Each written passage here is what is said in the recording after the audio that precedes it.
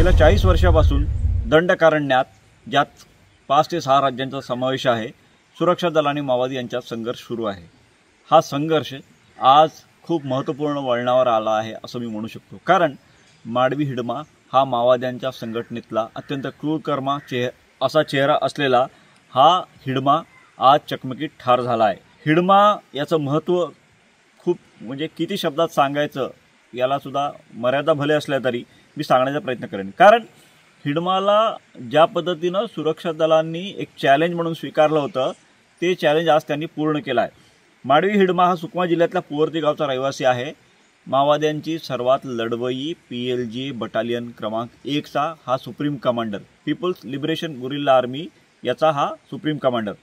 माओवाद्यांना आतापर्यंत सगळ्यात जहाल प्रशिक्षण जे दिलं आहे सुरक्षा दलांच्या विरोधात लढण्याचं ते LTT प्रभाकरांच्या लिबरेशन टायगरचा फॅमिलीलम या संघटनेनं 1990च्या दशकात दिलं होतं आणि त्याच्यात ॲम्बुश हा सगळ्यात मोठा शस्त्र होता, भूसुरुंग स्फोट घडवणे आणि वेगवेगळ्या पद्धतीनं हल्ले करणे।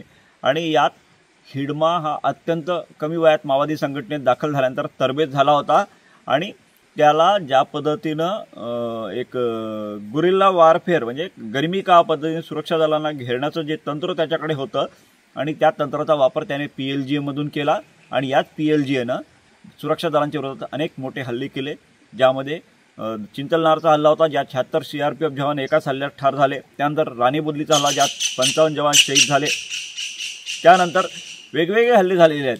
संपूर्ण दंडकारण्यात 50च्या जवळपास घटना आहेत, ज्यामध्ये माडवी हिडमानं या PLGच्या माध्यमातून मोठी भूमिका बजावली आहे। 500पेक्षा जास्त जवान दंडकारण्यात शहीद झालेले आहेत। याचा मुख्य सूत्रधार हिडमाच आहे, कारण वेगवेगळे जे केंद्रीय समितीचे नेते आहेत ते इंटेलेक्च्युअल पद्धतीचे आहेत, भूपती असतील, मात्र ऑपरेशनल पद्धतीने सुरक्षा दलांच्या विरोधात जंगलात जाऊन लढण्यामध्ये हिडमाच खूप आघाडीवर राहिलेला आहे। आणि असा हा हिडमा जो माओवाद्यांसाठी एक बॅकबोन होता तो आता मुख्य भूमिकेत आलेला आहे, कारण बसवराजू गेल्यानंतर भूपती गेला आहे, आता देवजी आणि हिडमा हे दोनच मुख्य भूमिकेत होते।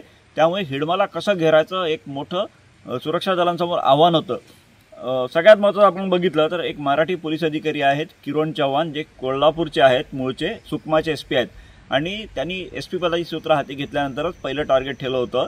हिडमाचा जो गड होता बालेकला, ज्या ठिकाणी हिडमा वावरायचा, त्या पुवर्ती गावात त्यांनी एक चॅलेंज स्वीकारून पोलीस स्टेशन उभं केलं। त्या ठिकाणी अनेक मोठे हल्ले पोलीस स्टेशन उभारत असताना झालं, काही जवान त्याच्यात मारले गेले, मात्र किरण चव्हाण यांनी हार पत्करली नाही आणि तिथं पोलीस स्टेशन उभं केलं। अलीकडे छत्तीसगडचे मुख्यमंत्री तिथं जाऊन आलेले आहेत। त्यानंतरच हिडमाचा हा गड सुरक्षा दलांच्या हातात गेल्यानंतर हिडमा तिथून हल्ला आणि कधी तो महाराष्ट्र सीमेवर, कधी छत्तीसगड सीमेवर, कधी आंध्र प्रदेश सीमेवर, कधी तेलंगणा सीमेवर तो फिरायचा। कर्रेगट्टाचं मोठं ऑपरेशन हिडमाला घेरण्यासाठीच करण्यात आलं होतं, मात्र हिडमा त्यातून सुरक्षित निसटला। बसवराजू ठार झाल्यानंतर काही नेते मारले गेले केंद्रीय समितीचे आणि त्यानंतर मार्च 2026चं जे टार्गेट आहे ते टार्गेट पूर्ण करत असताना हिडमाला ठार मारणं हाच सगळ्यात मोठा एक चॅलेंज होता सुरक्षा दलांसमोर। वेगवेगळ्या राज्यांचे पोलीस असतील तिथून ते केंद्रीय सुरक्षा दलांपर्यंत सगळ्यांचं टार्गेट हिडमा होतं आणि आज एक चांगला इनपुट मिळाल्यानंतर सुकमा जिल्ह्याच्या वरच्या भागात असलेला अल्लुरी सीताराम राजू आंध्र प्रदेशचा हा जिल्हा आहे, घनदाट जंगल आहे, त्या ठिकाणी विश्वसनीय इनपुट नंतरच एक मोठा ऑपरेशन ग्रेहाउंड्सनी लॉन्च केलं आणि त्या ठिकाणी चकमक झाली। आज सकाळी चकमक सुरू असताना प्रत्यक्षात न्यूज 18 लोकांना सगळ्यात अगोदर ही बातमी ब्रेक केली होती आणि त्यात 6 माओवादी मारले गेले। त्यामध्ये हा 6 कोटी रुपयापेक्षा जास्त बक्षीस असलेला हिडमा, त्याची पत्नी राजे आणि काही स्थानिक कमांडर आहे हे ठार झालेले आहेत। मार्च 2026चं टार्गेट आहे, ते टार्गेट म्हणजे माओवाद संपुष्टात आणण्याचं, त्या दृष्टीनं सुरक्षा दल प्रयत्न करत आहेत आणि त्यात आज मिळालेलं यश हे खूप मोठं यश आहे आपण म्हणू शकतो, कारण माडवी हिडमा हा बॅकबोन होता।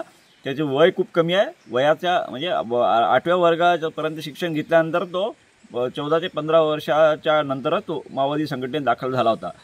आणि अलीकडेच जेव्हा त्याच्या गावात पुवर्ती गावात छत्तीसगडचे उपमुख्यमंत्री गेले होते, जे गृहमंत्रीसुद्धा आहेत, त्यांच्यासमोर त्यांच्या आईनं, हिडमाच्या आईनं म्हटलं होतं, त्याच्यासोबत जेवण केलं हिडमाच्या आईनं आणि तिने म्हटलं की मुलांनो परत या, तुम्ही शस्त्र सोडा, आत्मसमर्पण करा।